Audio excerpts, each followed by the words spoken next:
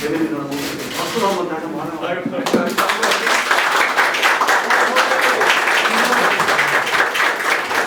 와보니까 참 기분 좋고요. 무엇보다도 젊은 분들과 함께 또 아산에 대해서 또 미래에 대해서 이야기할 수 있게 돼서 참 반갑습니다. 오늘 전반적으로 충청도 지역 천안까지 오늘 방문하게 되는 일정인데요. 사실 충남 지역은 최근에 빠른 개발과 더불어가지고 젊은 세대의 유입이 진짜 많은 지역이기 때문에 무엇보다도 대한민국 전체적으로 지금 있는 젊은 세대의 이슈들을 그대로 간직하고 있고 또 그대로 고민도 함께하고 있는 그런 공간이라고 생각합니다. 그래서 오늘 정말 이명수 의원님과 함께 또 이 젊은 세대의 문제를 같이 고민하는 그런 시간이 될 수 있어서 정말 반갑습니다. 전의도 정말 감사하고 반갑고요. 아까 말씀드린 이 환영의 박수를 쳤는데 우리 날씨가 더운데 온양어촌 온도가 57도, 58도, 5천수가 되었습니다. 그보다 더 뜨거운 마음으로 환영을 드리고 우리 스타일을 바꾸고 대한민국을 바꾸는 아이콘이 되시길 바라고 여러분과 오늘 짧은 시간이지만 정말 유익하고 여러분 꼭 기억에 남는 그런 저의 시간이 되시길 바라고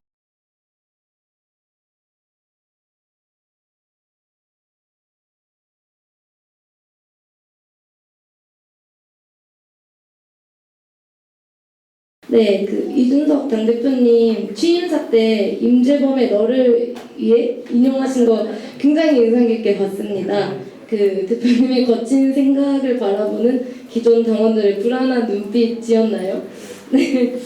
그런 개혁에 대해 저항의 몸짓을 보인 분들이 많았다고 얼추 듣기는 했는데 네, 저와 또 박성민 대학생위원장 그리고 저희 대학생위원회는 대표님이 내거신 공정이라는 가치에 적극적으로 동의하고 지지했습니다. 사실 대학생위원장을 비롯해서 저희 대학생위원회에도 대구나 경북에서 오래 활동하시던 분들이 많았음에도 불구하고 당의 개혁에 대한 인식을 공유하고 있음에 개인적으로 많이 놀랐던 것 같습니다. 특히 공천 과정에 간단한 자격 시험을 도입하신다는 부분이라든가 하는 공정한 경쟁을 위해 제시하신 방안들이 참 희망적이었는데요. 정치인을 지망하는 청년들이 있다면 그 청년들이 열심히 준비한 만큼 능력대로 또 노력한 대로 결과를 가져갈 수 있는 시스템을 마련해 주셨으면 좋겠습니다. 참고로 이런 이야기까지 해도 되는지는 모르겠는데 저는 호남 출신 20대 여자 대학생입니다. 어떤 전당대회에 나오셨던 모 후보님이 말씀하셨던 할당의 기준에 의하면 굉장히 적절한 수혜자가 될 수 있을 거라는 생각도 들었거든요. 그럼에도 불구하고 제가 또 우리 대학생위원회가 대표님을 지지했던 건 실력과 노력으로 경쟁해서 당당히 무언가를 이뤄내고 싶다는 열망이 있었던 것 때문인 것 같습니다. 그래서 이 자리를 빌어서 대표님의 약속을 다시 한번 듣고 싶습니다. 공천 과정에서 공정성이 담보되는 또 그럴 만한 능력과 노력이 있다면 성공할 수 있는 정당 생태계를 만들어 주시길 바랍니다. 감사합니다.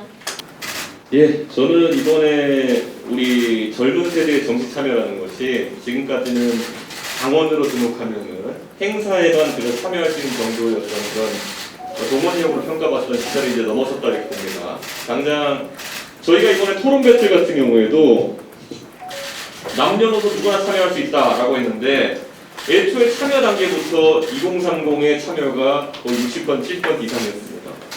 그리고 지금 결과가 이제 4명은 확정됐거든요. 그 확정된 4명을 보면은 한 분 빼놓고는 전부 다 2030이었습니다.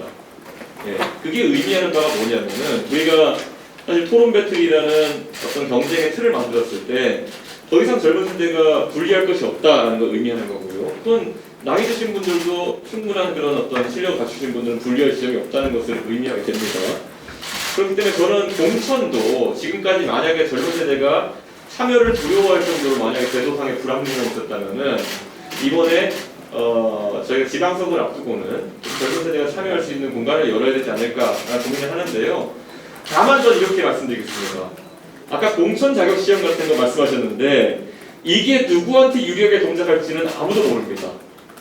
언제 생각했을 때는 컴퓨터라든지 이런 걸 이제 온다고 하니까 젊은 세대가 유리하지 않을까 이런 생각을 했는데요.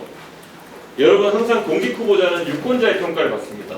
그렇기 때문에 공천 자격 시험을 통과한 사람들 중에서 예를 들어서 컴퓨터에서 워드를 만약에 엑셀을 보는 분이 있다고 했을 때 요즘 20대 대학생이라면 거의 다 할 수 있는 부분들이잖아요.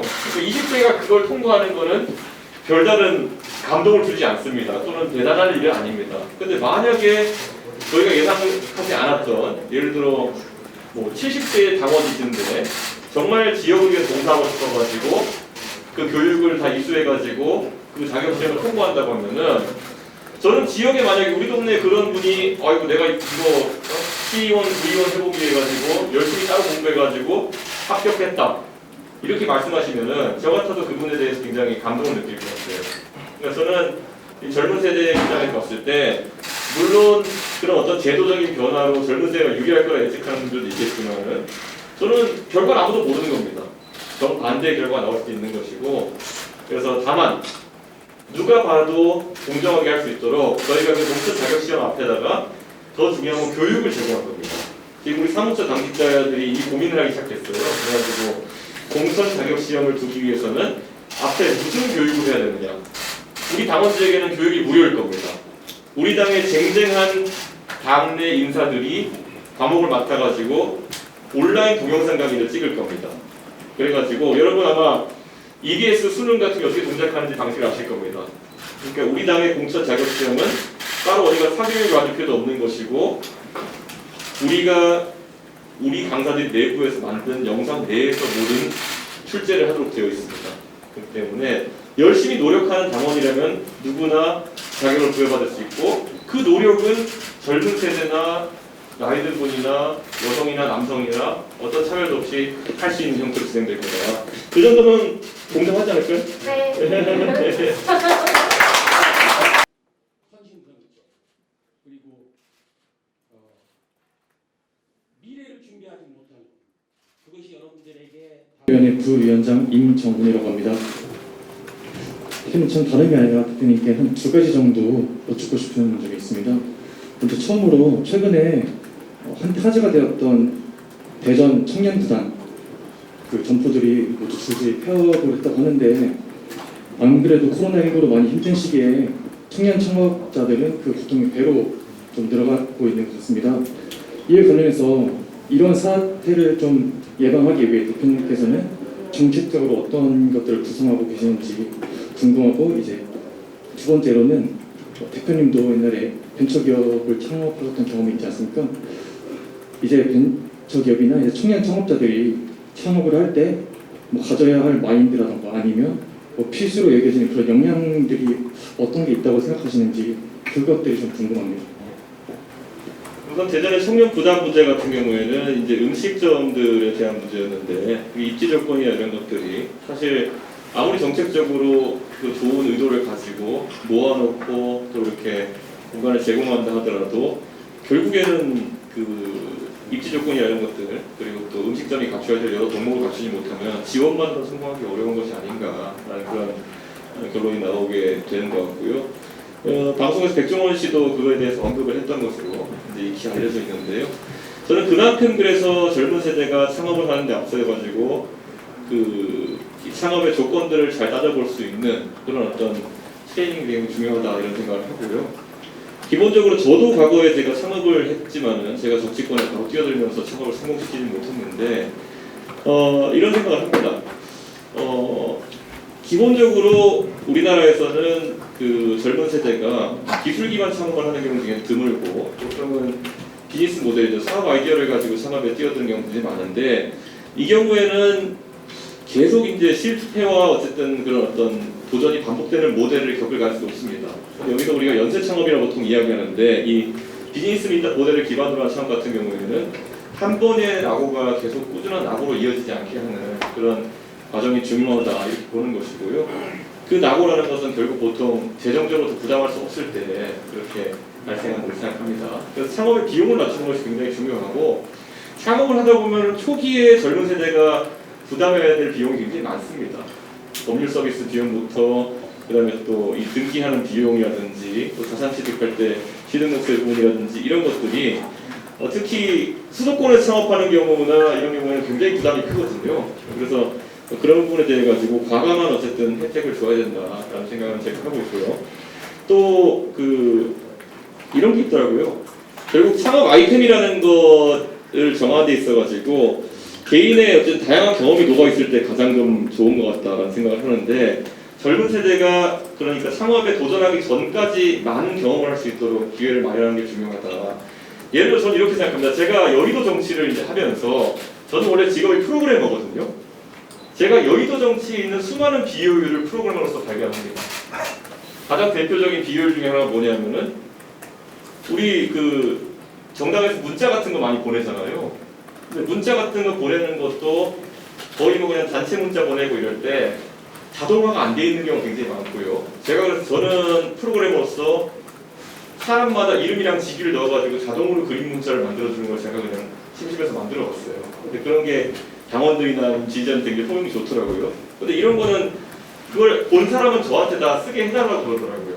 제 동료 이제 정치인도 그렇고요. 그런데 이런 아이템들은 실제로 정치권에 들어서 제가 치열한 고민을 하다 보니까 알게 된 아이템이고 아마 대한민국에서 저만 고민하고 있는 아이템일 겁니다. 그런 것처럼 젊은 세대도 어쨌든 아까 말했던 비즈니스 모델 찾는 데 있어가지고 얼마나 다양한 경험을 창업 이전에 해보느냐가 본인의 독창성을 만들어내는 그런 계기가 될 것이다. 그래서 저는 이 아산에서도 그 아산에 있는 아니면 충청남도에 있는 그런 젊은 세대가 정말 다양한 경험 어쩌면 가장 낙후된 정치라는 영역에서의 경험들도 나중에 창업 아이템의 큰 요소가 될 수 있다. 정치 말고도 아니면 사회활동 같은 것도 더 많이 이제 장려해야 되는 것이고 저는 그 과정을 통해 가지고 좋은 비즈니스 모델이 나왔을 때 창업이 활성화될 수 있다 이런 생각을 합니다. 이게 다들 지금 대학이나 이런 곳에 코로나 때문에 활동을 좀 못하고 있는 상황이고 다양한 것들을 보지 못하고 하다못해 해외에 나가서 견문을 넓힐 기회마저도 지금 없는 상황이기 때문에 이 국면이 장기화되면 좀 그런 부분이 안타깝습니다. 온라인으로 어떤 강의를 수강하고 지식을 습득하는 데까지는 우리가 할 수 있겠지만은 온라인으로 이런 사회 체험 활동을 할 수는 없지 않습니까? 코로나 시국에. 그래서 지금 한 2년간 지속되는 이런 젊은 세대의 발이 묶인 상황 그런 것들을 좀 우려하고 저희가 제가 생각했습니다.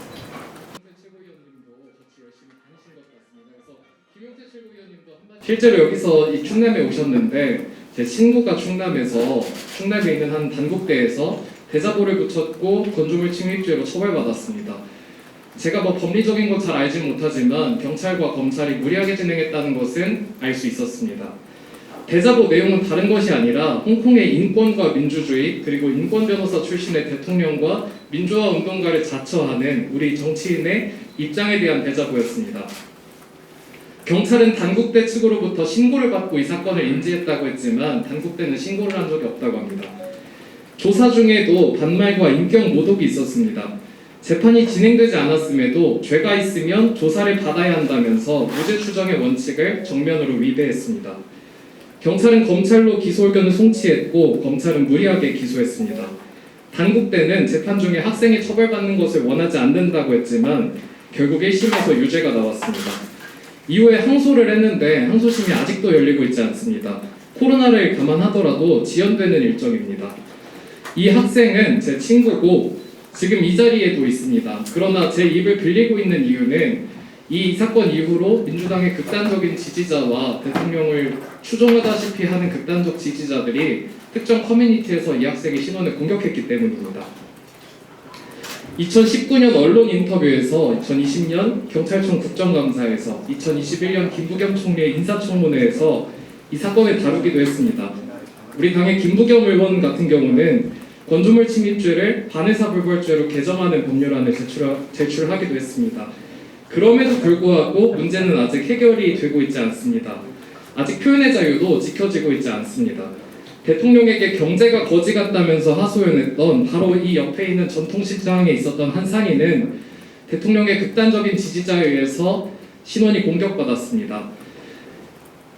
3평 남짓한 4평 남짓한 유세차 위에서 오세훈 시장을 지지했던 평범한 20대 대학생 역시 그 지지자들에 의해 공격받았습니다. 제 친구와 자신의 생각을 당당하게 표현한 대부분의 젊은 사람들의 평범한 삶은 철저하게 파괴됐다고 생각합니다. 다른 생각과 공존하지 않으려는 야만 탓이었습니다. 제1야당의 대표가 된 36세의 정치인은 어떤 권력 앞에서도 쓴소리를 주저하지 않았던 것으로 기억하고 있습니다. 홍콩의 민주주의를 응원한다는 이준석 대표는 단국대의 민주주의도 응원할 것이라고 믿고 싶습니다.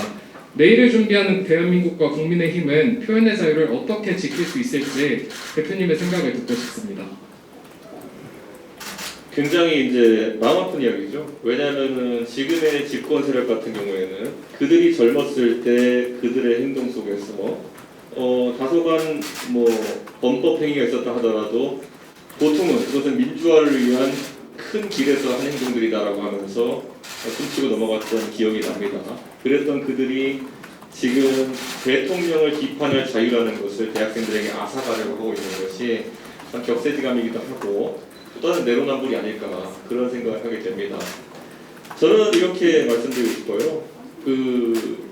최근에 홍콩에 제가 민주화운동을 지지한다고 이야기하고 홍콩의 주요 일간지 중에 하나인 애플신문, 사과일보라는 곳이 굉장히 큰 일간지 회사인데 그 경영진이 전부 다 구금되고 그리고 회사의 자산이 동결되는 상황을 겪으면서 홍콩의 언론의 자유라는 걸 생각받고 있거든요.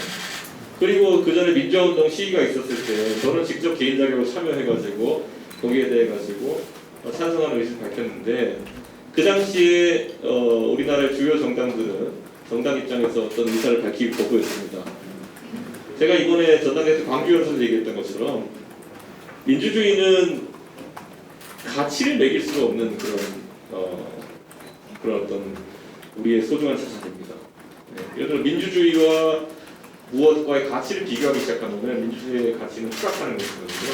이걸 영어로 인밸류어블이라고 하는데 인이 앞에 붙는다고 해서 가치가 없다가 아니라 가치를 셀 수 없을 정도로 대단한 것이다라는 뜻이거든요. 그때 저는 문재인 대통령과 그리고 문재인 대통령이 또 다른 분들도 이제 본인의 의지로 보소하다가 이제 보소를 취하는 경우도 있고 했는데 저는 표현의 자유, 민주주의 이런 것들은 대상을 바라보지 않고 지켜줘야 되는 지점이 있다. 단국대에서 본인에 대해 가지고 비판하는 아니면 홍콩 민주화운동에 대해서 찬성하는 의사가 없었다고 해서 거기에 대해서 본인의 권리가 침해당했다고 생각하는 단국대학교생도 없는 것으로 보이는 상황 속에서 과도하게 확장적으로 정권이 나서는 것은 저는 이거는 본인들 올챙이적 생각 못하는 그런 개구리들이다 이런 생각을 합니다.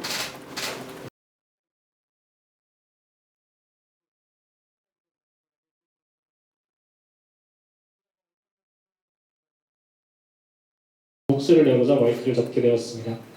이 조국 사태와 LH 사태 이후 청년에게 공정은 그 어느 때보다도 중요시되는 현실입니다. 특히 정부에서는 주거 공공성 강화를 기조로 26차례에 걸쳐 부동산 대책을 발표하였으나 집값은 걷잡을 수 없을 정도로 폭등하고 있습니다. 이에 청년 주거 대책으로 이제 공공 임대주택 이 확대를 전국적으로 추진하고 있는데요. 이 임대주택이 평균적으로 보증금 6천만 원에 월세 약 20만 원 정도라고 합니다. 서울에서 10억짜리 아파트에는 이 정책이 효율적이라고 할 수 있습니다. 그러나 지방이면 2억이면 아파트를 구매할 수 있는데 과연 이 정책이 옳은 것인가라는 의문점이 들고 있습니다. 신혼부부가 결혼주택 마련을 위해서 6천만 원을 모으고 그리고 모았다고 가정했을 때 나머지 70%를 대출을 받으면 2억짜리 신축 아파트를 구매할 수 있습니다. 충남만 보더라도 천안, 아산, 당진, 보령 등 이러한 지역에서 이 2억짜리 아파트는 1, 2년 내로 3억 그리고 4억이 되고 있습니다. 실제 사례로 2억짜리 신축 아파트를 행정에서 몇 채를 구해 매입하여 이제 임대주택으로 운영을 했는데요. 같은 6천만 원으로 임대주택에 들어간 청년은 계속 세입자, 그리고 같은 6천만 원으로 이 집을 대출을 끼고 집을 구매한 청년은 1년 만에 1억 이상의 추가 자산이 생겼습니다. 심지어 올 초 고령에서 이제 진행한 청년 임대주택은 이제 사상 초유의 좀 모집 인원 미달이라는 이러한 걸로 추가 모집까지 진행했던 현실입니다. 이러한 현실 속에서 대표님께 두 가지 질문을 좀 드리고 싶습니다. 첫째, 임대주택만 확대해서 청년에게 무조건 세입자로 살게 하는 이러한 것이 아닌 집을 마련할 수 있는 그런 환경을 조성하는데 이런 조성이 필요하다고 생각을 하는데 대표님께서는 혹시 이런 것들이 어떤 대책을 갖고 있는지 궁금하고요. 두 번째로 주거뿐만 아니라 일자리, 창업 등 여러 분야에 걸쳐서 이 중앙정부와 각 부처가 수도권 중심의 획일적인 정책들로 이제 이러한 것들이 지방에는 현실에 맞지 않고 있습니다. 그래서 이 청년들에게는 상대적 박탈감을 그리고 수도권 집중 현상과 이 지역 불균형 문제를 더욱 심화시키고 있는데 이에 대한 대표님의 의견이 궁금합니다. 우선 첫째로는 안정적 주거 환경을 원한다라는 것도 있지만은 두 번째는 근로로 따라잡을 수 없는 자산 불평등이 생기는 것에 가지고 공정의 문제를 많이 생각하는 것 같습니다. 그래서 저는 이 문재인 정부 뭐 굳이 탓을 하고자 하는 것은 아니지만은 최근에 부동산 정책 실패라는 것이 이런 불안감을 굉장히 부추겼다라는 것을 인지하고요. 우리가 지금 이제 봐야 될 것은 수도권에 특히 일자리가 몰리게 되면서 수도권에 있는 주택의 가격에 대한 경쟁도 심해지고 있다는 그런 것이고요. 특히 수도권에서는 또 다른 부동산 정책으로서 지금까지 공급량을 줄여왔기 때문에 그러니까 그 공급량이라고 하는 것은 수도권 중에서도 서울시계 내에 있는 그런 젊은 세대가 살고 싶어하는 20, 30평대 주택에 대한 공급이 줄어들었기 때문에 그 가격이 폭등하면서 주변에 있는 주거단지들 수도권이나 아니면 신청권까지는 딱히 집이 바뀐 건 없는데 가격만 오르는 현상이 이제 계속되고 있는 거거든요. 그렇기 때문에 결국에는 문재인 정부가 이 문제를 해결하지 못하면 저희가 다음 정부에서 수도권의 주요 요충지에 특히 서울의 주요 요충지에 있는 민간주택 공급을 활성화시켜가지고 이런 뭐 낙수 효과 아닌 낙수 효과, 번짐 효과 같은 것을 좀 차단할 필요가 있다. 저는 이런 생각을 하는 것이고요. 전 기본적으로 임대주택이 해결하지 못하는 그 우리나라 국민들의 주택에 대한 소유의 욕구라는 것이 있기 때문에 문재인 정부의 방식처럼 임대주택을 계속 확대하는 것은 결코 좋은 방식이 아니다. 이렇게 판단합니다. 과거에 이제 고도 성장기 있어가지고 그 싱가포르 같은 경우도 도시국가인데 주택 공급에 대해 가지고 여러 대안을 만들어내고 우리도 그 주택 개발의 이제 공급에 대안을 마련했는데 싱가포르에서 주택관리청이라는 곳에서 그 HDB 아파트라는 걸 공급했고 그 방식은 이제 환매 조건부라고 해가지고 무조건 국가가 다시 그 주택을 사주는 방식으로 해가지고 주택 수요를 관리하는 방식이고 우리는 주공 아파트 방식으로 이제 싸게 분양해가지고 국민들에게 주택 공급을 늘리는 방식이었는데 그 당시에 그런 어떤 두 가지의 판매 모델 자체가 성공적으로 동작했다는 국제적인 평가가 있습니다. 저는 임대 모델보다는 적어도 좋은 지점들에 우리가 공급을 할 수 있는 매매 형식으로 공급할 수 있는 그런 분양 형식으로 공급할 수 있는 주택들이 늘어나야 된다. 그렇게 바라보고 있습니다. 그래서 아마 그게 저희 대선 공약의 주된 공약 중에 하나가 아닐까 이런 생각을 하고요.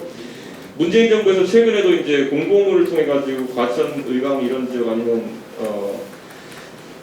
그 경기도 근교권에 이제 신도시를 공급하려고 했던 정책들이 얼마나 LH의 부패로 인해 가지고 국민들의 불신을 갖고 있습니까? 그렇기 때문에 그런 부분보다도 올해 핵심지에 저희가 재건축 재개발 등을 통해 가지고 젊은 세대가 살고 싶어하는 형태의 주택을 공급하는 것이 답이다. 저는 약간 그렇게 보고 있습니다.